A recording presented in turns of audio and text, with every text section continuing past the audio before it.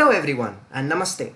Today we are going to be looking at how to download and install BlueJ on your device. So firstly go and open any browser and search BlueJ. Then open up this website bluej.org, and according to the operating system on your device, choose any one of the following options from Windows, Mac, Linux. I'll choose Windows, and then you'll see a download starts instantly, and this might take a while, so you might want to go and do some other activity while this happens in the background. So after the file has been downloaded, just go to the folder where it was downloaded and click on the file.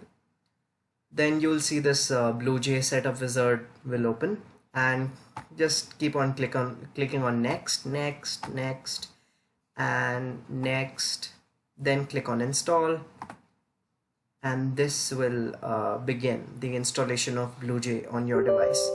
Then you just say yes, and we'll be almost done. I think I'll skip this part, or maybe not.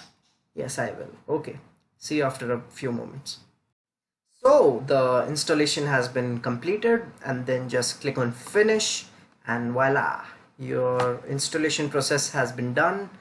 And to launch BlueJ, just click here BlueJ, and it will open in a few seconds.